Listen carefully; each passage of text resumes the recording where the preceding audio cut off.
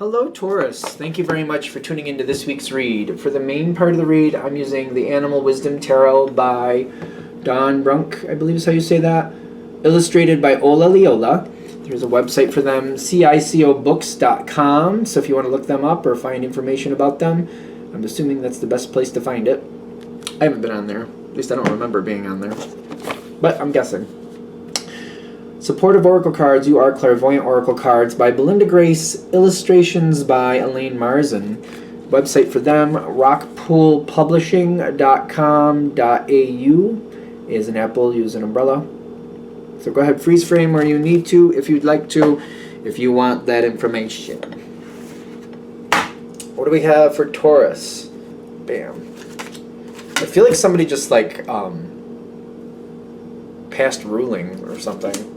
Like when I saw in my head a real quick, like a person hitting a gavel, a person, a judge, like a legal judge.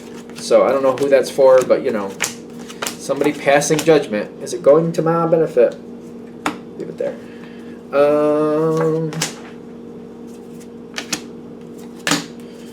That might be a good card for you. There's a tricky card here. This might be good for you. This might be good for you. It's earth-centered. The goat is earth-centered, but it also is the devil card, and there's trust here. I don't trust who's making this decision, is I think what the thing is. And it's hard to trust that this is working out right.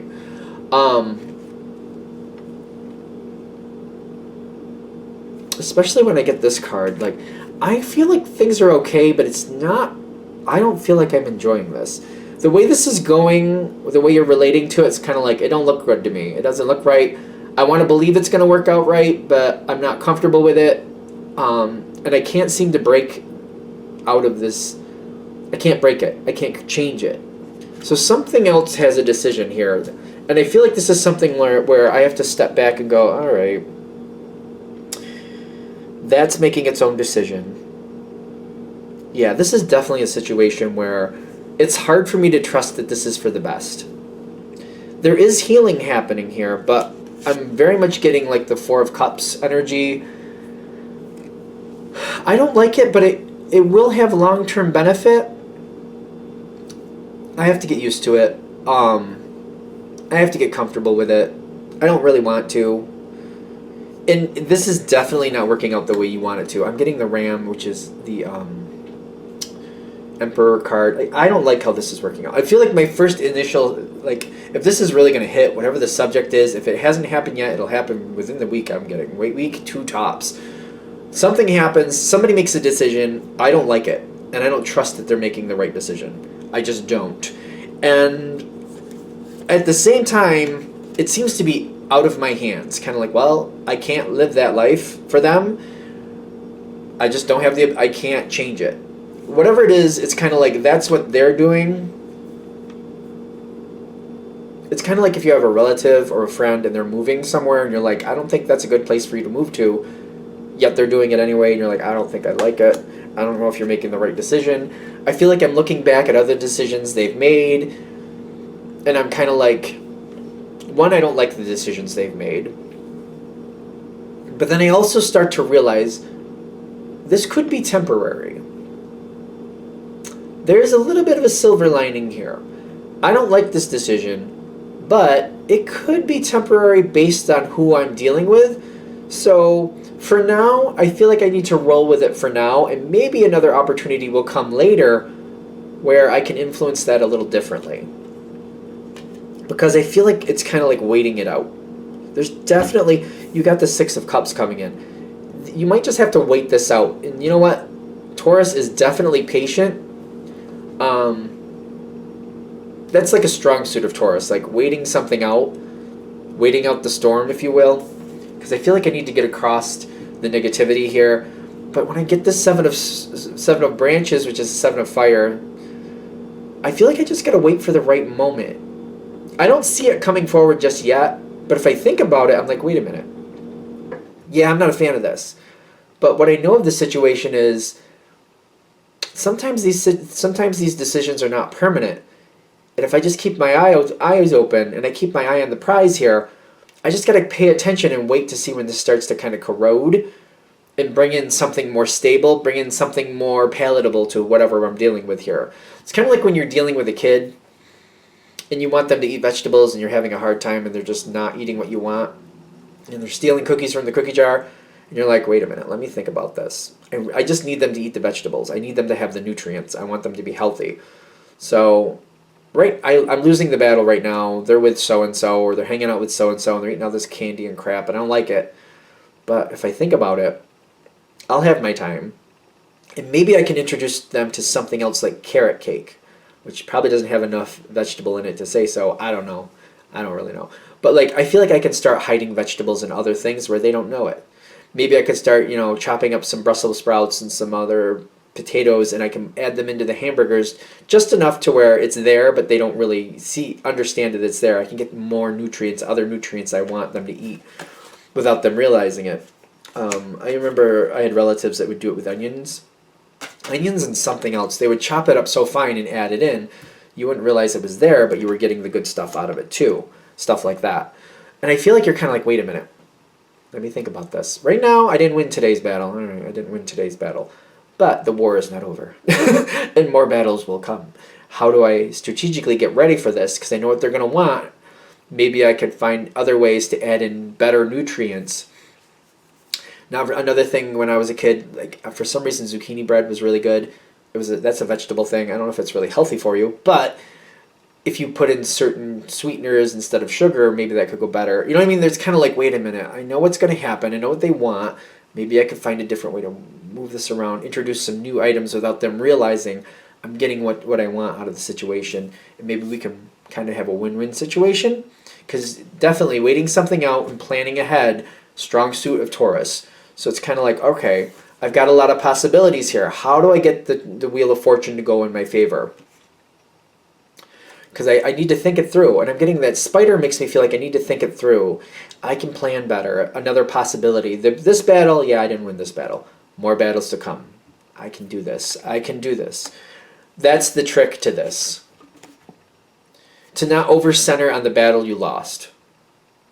To look forward to winning more battles than losing battles. You're going to lose again, but you hopefully you win more than you lose going forward. Because you're not going to win every battle. I feel like that's obvious. You're like, I know. I know. But I think we need to kind of like bob and weave a little bit more. Kind of like, all right, this one, let's let that go. I didn't win there. That one, I didn't win there. But what else is coming down the road? What else can I handle more successfully? What can I take from these last situations and learn from and reevaluate and put forward differently? Center on the future, don't over-center on the past. Which can be a challenge, kind of like, well, I want to rethink what happened so I can see it in a different light. Like, what should I have done? How could I have won that? Don't over-center on it. Don't spend all your time hashing out the past too much. That can be a trap to this. I feel like that's why this is the challenge card. Because I can understand, okay, I want to audit what happened in the past, but don't let it keep playing in your mind so much that you shortchange yourself planning for the future. We got to okay, that didn't work out right. I don't like how that worked out. Writing things down, it seems like that works very well for Earth. Just write your pro and cons list, put it to the side, and then keep planning for the future. Okay, now I'm moving forward into the future. I got to plan ahead before it gets here. I'm going to take this pro and con from the past and take that into account and keep moving forward. I feel like especially for Earth, you're an Earth sign, you're one of the Earth signs, if I can tangibly look at it and kind of I went over that, all right, this is what was good, this is what was bad. I'm going to keep referencing that as I move forward. It helps me to not keep rehashing the past because I kind of I already went through this. I already thought about that. Is there anything new to add to that? I don't think any of that's new. And it helps me tend to move forward rather than to lock myself in the past. Because we want to take this information and build from it, not let it just hold us there and kind of, rot with it. That's like the catch-22 of that. It's hard to take that information from the past and build from it rather than getting locked in it and rotting with it. There's a difference. And it's a slippery slope sometimes, but it's kind of I have to balance that out to make sure I build from it and not just... Because that's when you stew about something or maybe you just have a Stubborn is a thing for Earth, clearly. I'm not an Earth sign, but I have the stubborn thing too because I have water. Water does it too. If you're too stubborn, you don't move forward. You just kind of lock yourself there. We don't want to like just stew with it and just not grow from it. Yep, we gotta do something with it. Yep, we gotta acknowledge it.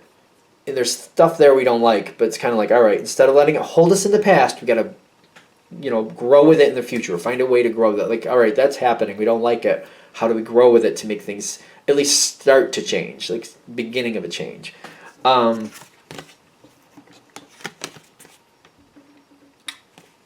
You can definitely gather more information. Be careful of who you're talking to. Be aware of who you're talking to. Maybe that's one of the things you need to realize in this situation. Where are we going with this? Well-meaning people who end up creating blocks for you. Now, when I say well-meaning, sometimes people are a little bit too free with information. And it could be like a middleman thing where they don't realize somebody is siphoning off information in order to create blocks. So you might have to pay attention closer to like, maybe there's an energy you match with very well and is very helpful for you, but maybe they're a little bit too giving with information to other people. And while it's good for you to converse back and forth with them, when they transfer this information to other people like use that for their own strategic ends in getting your way. That might be a thing here. Yeah, I do think that's a thing here, which is very tricky because it's kind of like, I feel like there's an energy that's very good for you, but it's like they're not realizing or they're not believing them talking to other people or somebody they're talking to is a problem. Because I've seen this happen before. How do I relate this? Because I'm like, I know somebody I like a lot. I care for them a lot, but I can't tell them things. I've learned the hard way. Because while they're a good energy for me, there's people they trust that are just, and they refuse to see them that way. That's just how it is. So I just can't tell them certain things. I love them. I care about them. I don't know how this sounds. I kind of do trust them to have my best interest at heart, but I don't trust them to see other people for the truth that they are. Like, I don't trust them to see other people for who they actually are, and they just, I don't know, they create problems for me if I'm too free talking to them, so I just don't. I have other people I talk out things with, because I'm just like, well, this person, I know they care about me, I care about them, they don't have ill intention towards me, but they're too free, and they trust other people that I don't, and I don't think they should be trusting those people, but I can't convince them otherwise. So I just don't open the door there. I'm just like, I just kind of make it a non-issue. It's kind of like, it's a bummer, and every now and then I try to test it, kind of like maybe things are changing, and I learned the hard way that I'm very selective with how I test that, but I hope that makes sense, because it's kind of like somebody who has good intention for you and does not really have a negative energy towards you at all, but they might trust the wrong people, and you just can't convince them otherwise, and they let the cat out of the bag, or they allow somebody to get in your way who has ill intention. I hope that makes sense, because I feel like that makes sense. I hope that makes sense. Because it's not a bad person, and they don't have ill intent, and it just bothers me, because I've had it play out for me. And just, you got to be careful what you say, and you just kind of like, and you don't want to make it an issue. You don't want to make that person feel bad about it. You just realize, this conversation, I just need to be more selective what I say there. I don't want them to know I'm not telling them things, but I got to be careful not to tell them things. Because your opportunity comes back around. But you could end up shooting yourself in the foot if you tell the wrong person who doesn't have ill intent for you. Remember that. But they further on that information to the wrong person, technically. And then that person's like, oh, that Taurus thinks they're going to get their way at this point. Well, no. Because I knew what they were going to do, and I cut it right off at the pass. So that Taurus will fail again because I knew what they were going to do. You don't want to give somebody that advantage on you. You might have to be a little bit more secretive.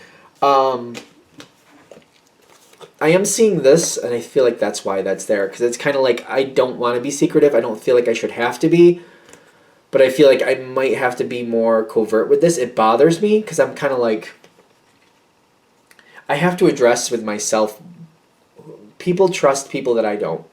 Friends of mine, relatives of mine, acquaintances of mine trust other people that I don't think they should. And they sink my ship. They keep doing this and they sink my ship. They're not trying to.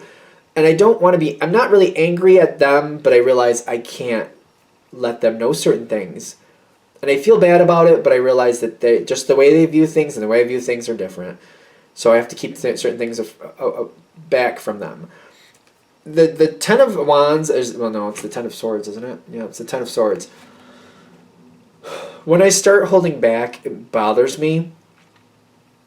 But I feel like I start shutting down other conversations with somebody I care about because it's not about them. I do trust them, but I trust them to be good to me, but I don't trust them to keep their mouth shut where I need them to, basically. And I start making a choice where maybe I need to just, like, reevaluate that relationship. And it bothers me a lot. Because it's like, if I can't tell them things I want to tell them, what conversations can I have with them? It's bothering me. It's kind of, I see like there's a very difficult moment there. That's the Ten of Swords. I mean, that's rough. But it's kind of like the Trickster, literally. In this deck, it's called the Trickster, which is kind of the Fool energy.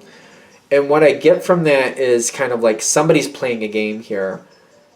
And they're playing somebody you care about against you. And the person that's getting played does not see it that way. With the bat here, is kind of like, you know, what are we going to do with this? I feel like I have to address this in a different sense, and I'm not sure exactly how I'm going to do that, but I'm going to have to address this. It seems to be setting up a conversation down the line, because it's kind of like, I'm not just going to completely walk away from this and not address this, but I feel like I have to bring something else forward later. It's just not the time. Right now, I'm just going to start keeping things back. And this is almost like the testing period. I'm going to actually make sure this is actually what's happening. I'm just not going to bring this conversation up with this person.